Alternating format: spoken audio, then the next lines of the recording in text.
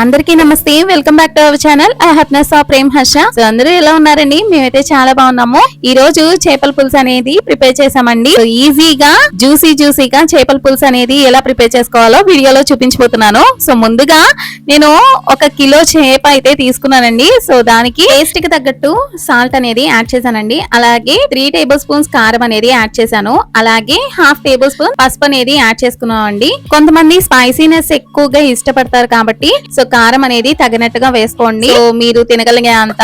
So నేనైతే 3 table spoons add చేశాను. Add చేసి మొత్తం మిక్స్ చేసి పక్కన పెట్టుకున్నాను. ఒక హాఫ్ అన్ అవర్ మ్యారినేట్ చేస్తున్నాను. చేప ముక్కలకి మనం యాడ్ చేసిన ఇంగ్రీడియంట్స్ అనేవి బాగా పడతాయి కాబట్టి ఒక హాఫ్ అన్ అవర్ పక్కన పెట్టుకున్నానండి.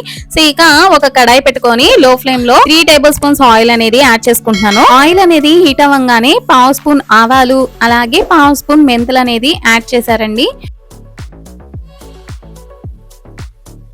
ఇక అవి బాగా కొంచెం ఫ్రై అవ్వగానే 7 పచ్చిమిర్చి యాడ్ చేసామండి.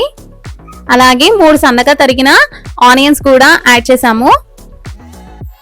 యాడ్ చేసిన తర్వాత బాగా మిక్స్ చేసుకోవాలండి. పచ్చిమిర్చి అలాగే ఆనియన్స్ బాగా గోల్డెన్ కలర్ లోకి వచ్చేంత వరకు ఫ్రై చేసుకున్నానండి. ఈ లోపల అల్లం పేస్ట్ కోసం అల్లము అలాగే వెల్లుల్లి అలాగే దాల్చిన చెక్క అలాగే లవంగాలు కొంచెం వాటర్ యాడ్ చేసి బ్లెండ్ చేశానండి. ఆనియన్స్ పచ్చిమిర్చి గోల్డెన్ బ్రౌన్ రాగానే ఇక అల్లం పేస్ట్ అనేది యాడ్ చేసేసానండి.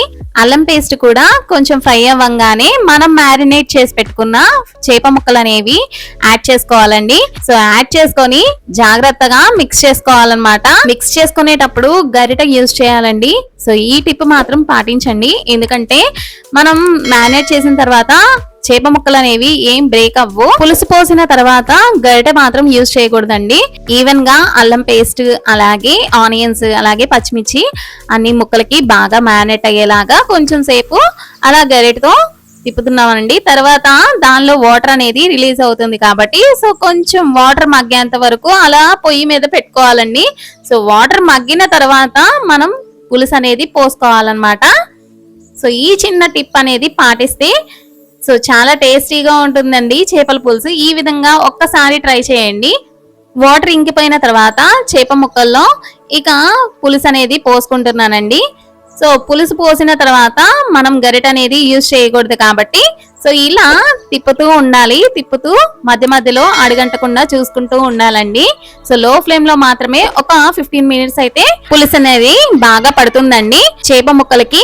ఇలా చేప ముక్కలకి బాగా పట్టిన తర్వాత ఆయిల్ అనేది ఇలా పైకి తేలుతుందండి. చూడండి, ఇలా ఆయిల్ అనేది పైకి తేలినట్లయితే మనకి ఆల్మోస్ట్ ఈ చేపల పులుసు అనేది ప్రిపేర్ అయిపోయినట్లండి. లాస్ట్ ఫైనల్ గా గార్నిషింగ్ కోసం కొంచెం కొత్తిమీర అనేది యాడ్ చేసుకున్నట్లయితే చూడండి జ్యూసీగా చేపల పులుసు అనేది ఎలా తయారైందో. ముక్క కూడా చాలా మగ్గిపోయిందన్నమాట.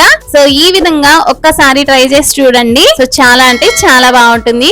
చూడండి, ఒక్కొక్క పీస్ మీకు తీసి చూపిస్తున్నాను. సో పీసెస్ కూడా ఏమీ నలగలేదన్నమాట, అంటే చెదిరిపోలేదు. ముక్క నలుగుతుంది కాబట్టి మనం గరిట అనేది యూజ్ చేయలేదు కాబట్టి సో ముక్కలు అనేది బాగున్నాయి చూడటానికి. ఈ విధంగా చేపల పులుసు అయితే తయారు చేసామండి. సింపుల్ గా మీకు నచ్చింది కదా? సో నచ్చితే ఒక లైక్ ఇవ్వడం మాత్రం మర్చిపోకండి. మీరు ఇచ్చే లైక్ తో మరికొంతమందికి నా వీడియో అనేది రీచ్ అవుతుందండి. అలాగే ఈ చేపల పులుసు తయారీ విధానం మీకు ఎలా అనిపించిందో కమెంట్స్ రూపంలో తెలియజేయగలరు. అలాగే నా ఛానల్ ని మొట్టమొదటిసారిగా మీరు చూస్తున్నట్లయితే దయచేసి సబ్స్క్రైబ్ చేసుకోండి. So keep watching my channel. Thank you for watching. Bye bye.